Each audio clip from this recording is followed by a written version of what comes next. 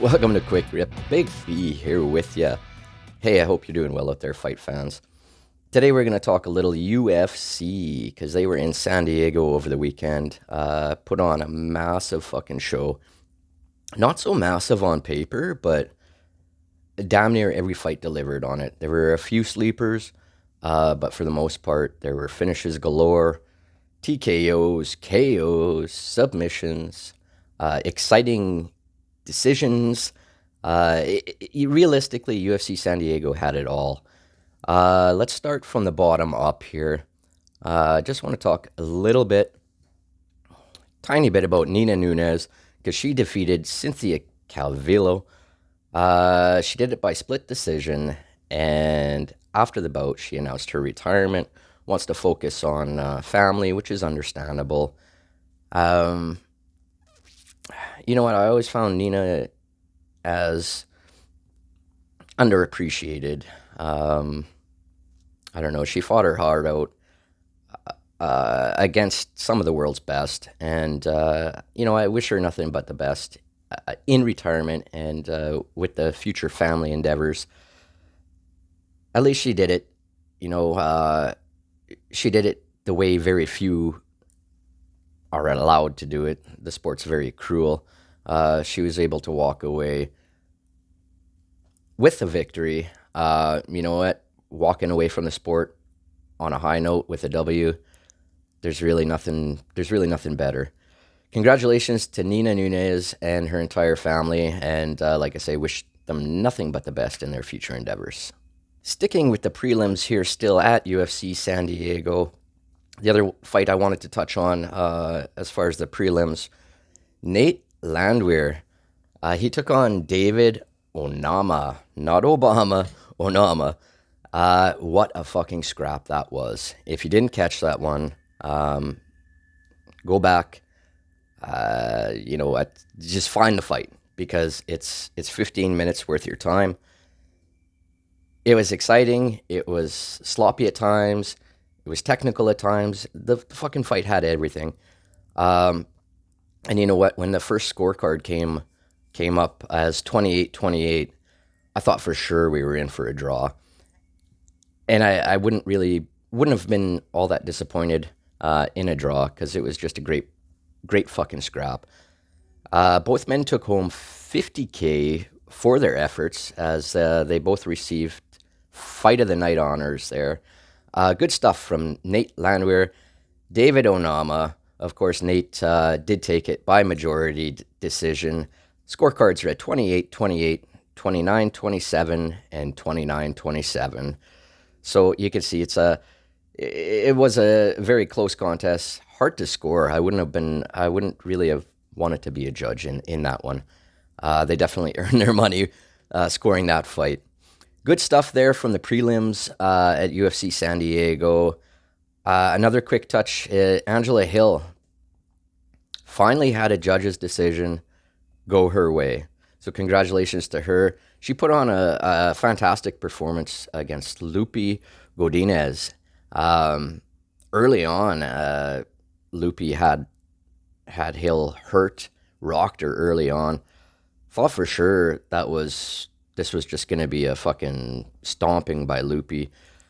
But Angela Hill, absolute craziness, comes back in the second and the third. She looked like a completely different fighter. Congratulations to Angela Hill, finally getting the judge's nod there in San Diego. All right, with that, we're off to the main card. Main card delivered. Absolutely, no fucking doubt. First fight I want to touch on is Tyson Nam, because he came out after a long fucking layoff, and he absolutely destroyed Ode Osborne. Knocked him out with punches, 2:59 into the first round. So basically 3 minutes of work. Tyson Nam comes back. I didn't expect that. We all know Tyson Nam has got skills, tough as nails, but when somebody comes off from that long of a layoff, I can't remember off the top of my head what it was. I want to say 2 years, somewhere around that time frame. mean, that's a long time to be away from the game, any game. And then to come back, main card, and completely obliterate your opponent in 3 minutes. It couldn't have gone better for Tyson Nam. He also wins $50K for performance of the night. So congratulations to Tyson. You know what? I don't know what's next for him as far as opponents.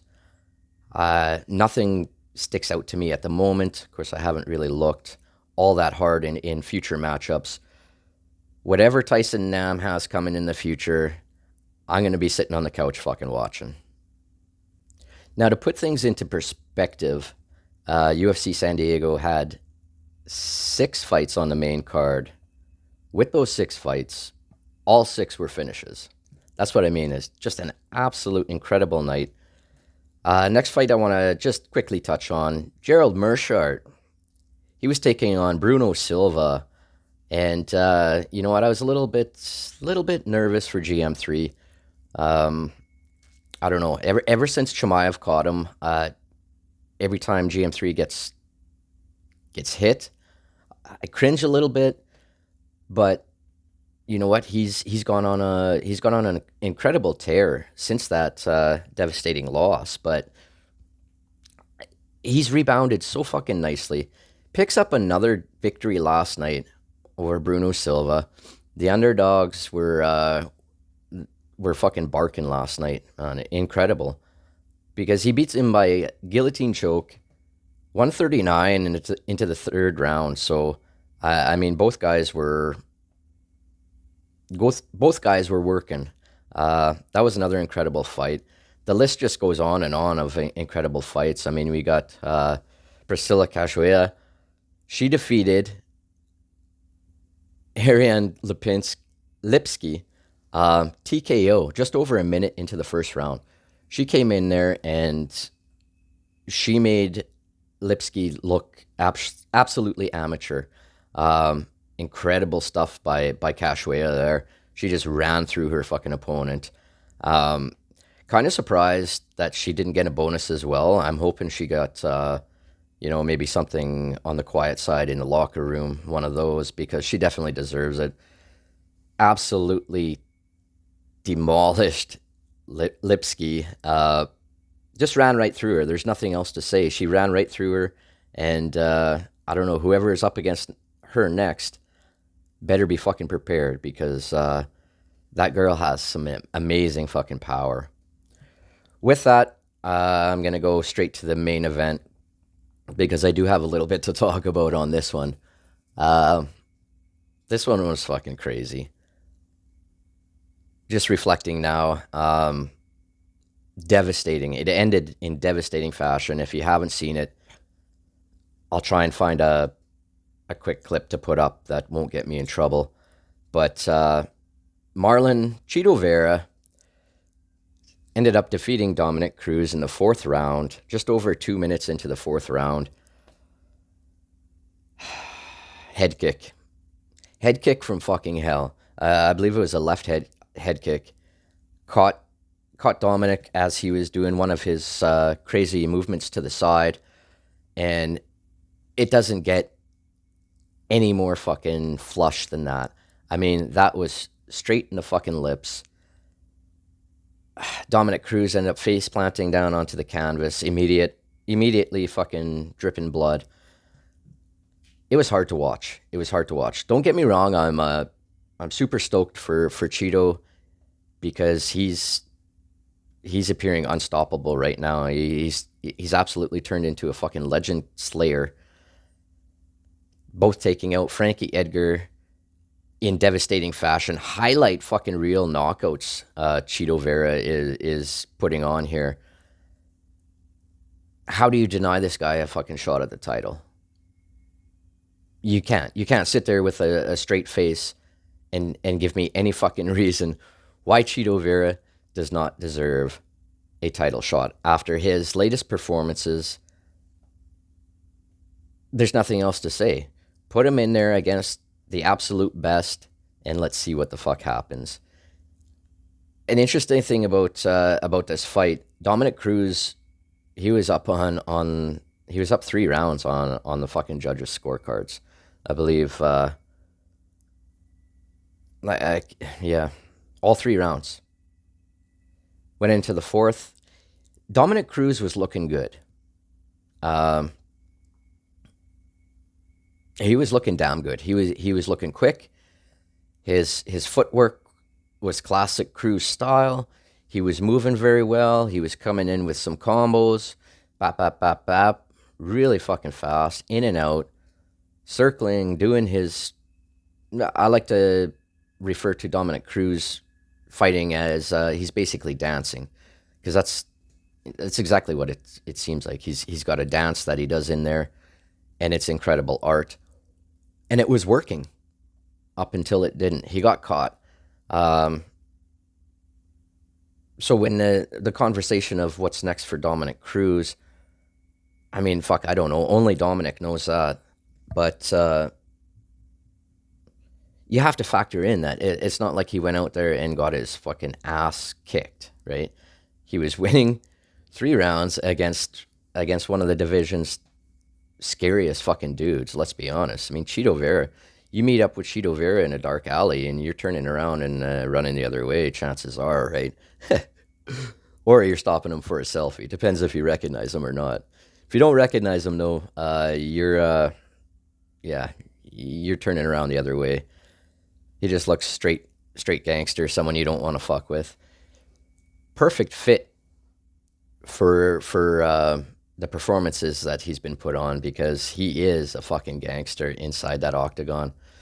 Now, of course, the highlight reel kick earned Chito $50K for performance of the night.